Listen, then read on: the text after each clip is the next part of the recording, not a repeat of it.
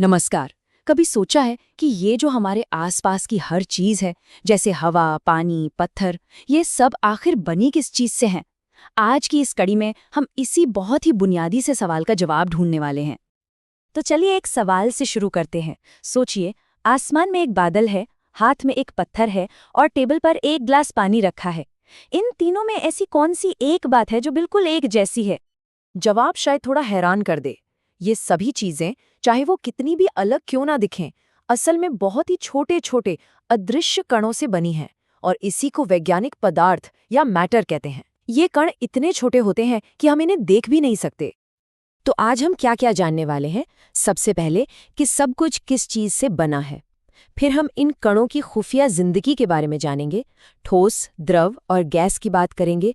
ये भी देखेंगे कि पदार्थ अपनी अवस्था कैसे बदलता है और आखिर में समझेंगे कि वाष्पीकरण से ठंडक क्यों महसूस होती है।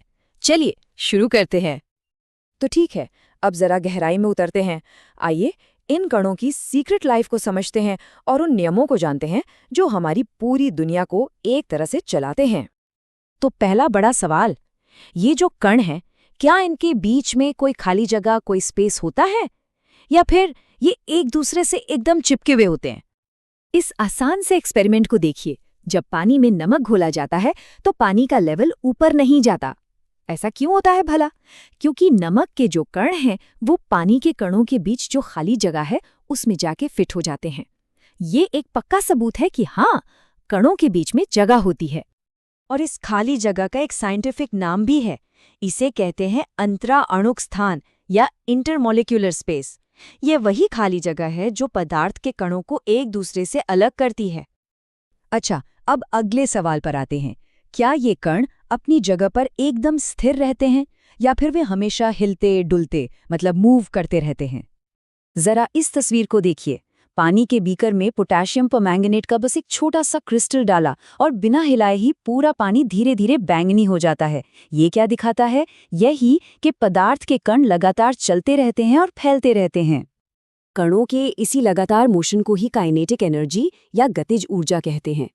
और एक बात याद रखने वाली है, जब हम किसी चीज को गर्म करते हैं तो असल में हम इन कणों की काइनेटिक एनर्जी ही बढ़ा रहे होते हैं, जिससे वो और भी तेजी से इधर-उधर भागने लगते हैं। ठीक है, तो अगर कण हमेशा घूम रहे हैं और उनके बीच खाली जगह भी है, तो फिर कोई भी चीज एक साथ जुड़ी कैसे रहती है? वो कौन सी शक्ति है जो इन्हें बांध कर रखती है? इसका जवाब है कणों के बीच का आकर्षण बल। बिल्कुल इन डांसर्स की तरह।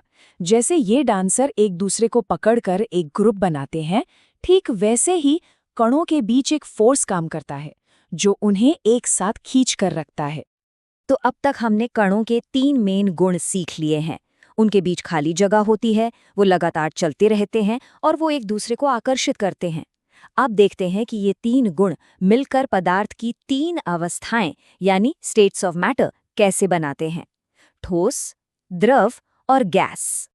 ये तस्वीर सब कुछ एकदम साफ कर देती है।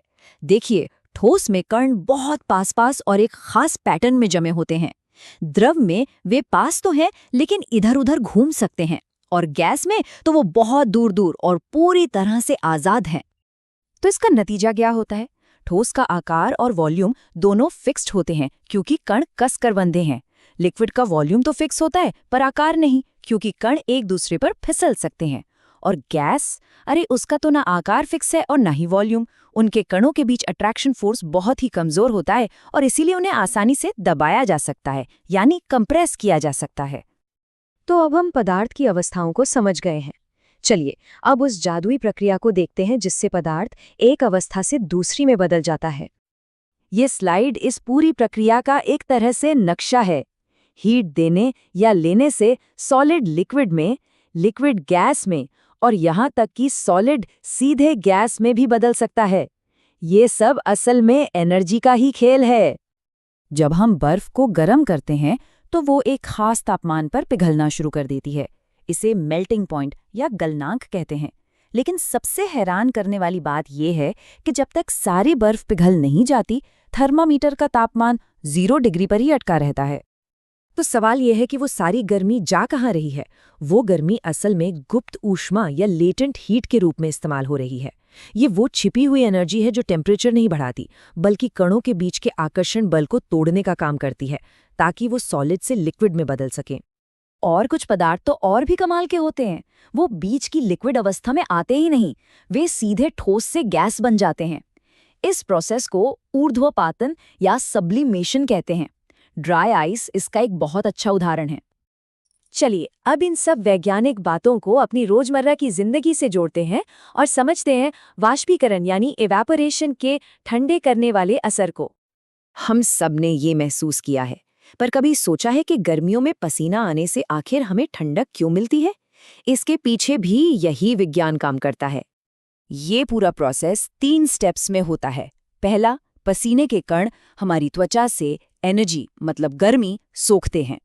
दूसरा, इस एनर्जी से उन्हें इतनी ताकत मिलती है कि वो वाष्प बनकर उड़ जाते हैं। और तीसरा, क्योंकि गर्मी हमारे शरीर से निकल गई है तो हमें ठंडक महसूस होती है। ये सचमुच में कुदरत का अपना एयर कंडीशनर है। और जाते जाते एक सवाल सोचने के लिए, हम सब जानते हैं कि गीले कपड़े सूख जाते हैं। अगर ये सच है कि पदार्थ कभी नष्ट नहीं होता, तो उन कपड़ों का पानी आखिर जाता कहाँ है? ये सवाल उन सभी चीज़ों को एक साथ जोड़ता है जिनके बारे में हमने आज बात की है। सोचिएगा ज़रूर।